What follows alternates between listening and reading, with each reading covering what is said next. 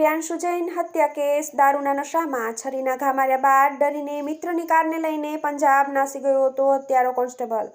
અમદાવાદ શહેરના બોપલમાં 4 દિવસ પહેલા વાહન ચલાવવા અંગે ઠપકો આપવાની સામાન્ય બાબતમાં માયકાના વિદ્યાર્થી પ્રિયાંશુ જૈનની હત્યા કેસની તપાસમાં અમદાવાદ ક્રાઇમ બ્રાન્ચે આરોપીની પંજાબથી ધરપકડ કરીને ચોંકાવનારો ખુલાસો કર્યો છે। પ્રિયાંશુની હત્યા કેસમાં સંડોવાયેલો આરોપી વિરેન્દ્રસિંહ પંઢેરિયા સરખેજ પોલીસ સ્ટેશનમાં કોન્સ્ટેબલ તરીકે નોકરી કરે છે। હત્યાની રાત્રે તેણે દારૂના નશામાં હુમલો કર્યો હતો। બાદમાં તે પોલીસથી બચવા માટે ફરવાના બહાને તેના મિત્રની કારને લઈને પંજાબ તરફ ફરાર થઈ ગયો હતો।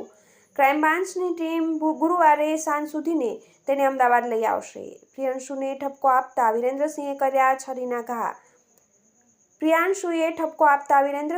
કર્યા છરીના ઘા। અમદાવાદ શહેરના શેલા વિસ્તારમાં આવેલા એજ્યુકેશન ઇન્સ્ટિટ્યૂટ માયકામાં અભ્યાસ કરતો પ્રિયાંશુ જૈન તેના મિત્ર સાથે રવિવારે રાત્રે બાઇક પર પરત જતો હતો ત્યારે રેઇન ફોરેસ્ટ 4 રસ્તા પાસે પૂરઝડપે જતી કારના ચાલકને પ્રિયાંશુએ ઠપકો આપીને ધીમે ચલાવવાનું કહેતા કાર ચાલકે ઝપાઝપી કરીને તેને પડખામાં છરીના ઘા માર્યા હતા। ત્યારબાદ પ્રિયાંશુને ખાનગી હોસ્પિટલમાં તેનું મોત નીપજ્યું હતું। સીસીટીવીના આધારે શરૂ કરાઈ તપાસ।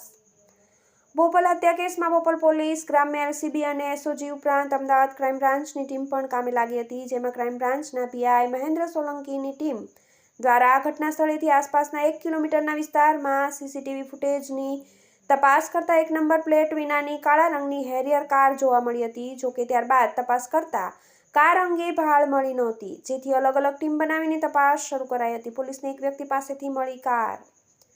તપાસ દરમિયાન કાર બોપલમાં રહેતા એક વ્યક્તિને ત્યાંથી મળી હતી। પોલીસે તેની પૂછપરછ કરી હતી, જેમાં તેણે જણાવ્યું હતું કે રવિવારે રાતના વિરેન્દ્રસિંહ તેના ઘરે આવ્યો હતો અને કહ્યું હતું કે તે સિક લીવ પર હોવાથી પંજાબ હરિયાણા ફરવા જવાનો છે, પરંતુ તેની કારમાં નંબર પ્લેટ ન હોવાથી તે કાર મૂકીને તેના મિત્રની કાર લઈને નીકળી ગયો હતો। પોલીસને જાણવા મળ્યું હતું કે વિરેન્દ્રસિંહ પઢેરિયા સરખેજ પોલીસ સ્ટેશનના કોન્સ્ટેબલ તરીકે નોકરી કરતો હતો। આમ પોલીસને હત્યા કેસમાં મહત્વની કડી મળી હતી। ફાસ્ટેગથી કપાતા નાણાંના મેસેજથી કરાયો હતો ટ્રેક। વિરેન્દ્રસિંહ તેના મિત્રની જે કાર લઈને ગયો હતો તે કારના હાઈવે પરના ટોલનાકાથી ફાસ્ટેગ દ્વારા કપાતા નાણાંના મેસેજને ટ્રેક કરતા જાણવા મળ્યું હતું કે તે રાજસ્થાનના અજમેર અને અલવર થઈને પંજાબમાં પ્રવેશ્યો છે, જેથી અમદાવાદ ક્રાઇમ બ્રાન્ચની એક ટીમને મોકલવામાં આવી હતી અને પંજાબના સંગુદર હાઈવે પરથી કાર અને વિરેન્દ્રસિંહને ઝડપી લીધો હતો। હાલ પોલીસની ટીમ તેને લઈને અમદાવાદ પરત આવી રહી છે। પ્રિયાંશુની હત્યા કર્યાનું કબૂલ કર્યું। પ્રાથમિક તપાસમાં તેણે કબૂલ્યું હતું કે પ્રિયાંશુએ ઠપકો આપતા તેણે છરીનો ઘા પડખામાં માર્યા હતા। ત્યારે જ સમજી ગયો હતો કે તેને ગંભીર ઈજાઓ પહોંચી છે, જેથી બચવા માટે નાસી ગયો હતો। બીજા દિવસે સવારે તેને પ્રિયાંશુનું મોત થયાનું પણ જાણવા મળ્યું હતું। અમદાવાદ ક્રાઇમ બ્રાન્ચ તેને પરત લાવીને બોપલ પોલીસને સોંપવાની કામગીરી પૂર્ણ કરશે। પોલીસને મલ્ટી ટ્રેકિંગ ઇન્વેસ્ટિગેશન સિસ્ટમથી સફળતા મળી હતી। ચકચારી હત્યા કેસની તપાસ કરવા માટે ક્રાઇમ બ્રાન્ચે મલ્ટી ટ્રેકિંગ સિસ્ટમ અપનાવી હતી, જેમાં ઘટના સ્થળેથી પસાર થતા તમામ રસ્તાઓ પર અલગ અલગ ટીમ બનાવીને સીસીટીવી તપાસ્યા હતા, જેમાં કાળા રંગની હેરિયર કાર પર શંકા જતા તપાસ તે દિશામાં શરૂ કરી હતી। બીજી તરફ વિરેન્દ્રસિંહની કાર તેના મિત્રને ત્યાંથી મળવાની સાથે તેનો મોબાઈલ સ્વિચ ઓફ હતો, જેથી શંકા મજબૂત બની હતી।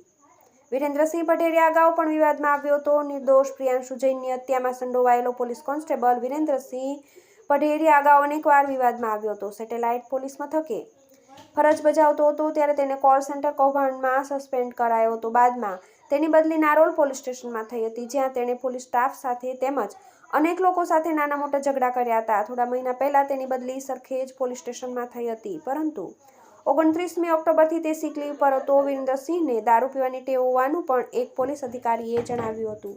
TV18 news, Ahmedabad.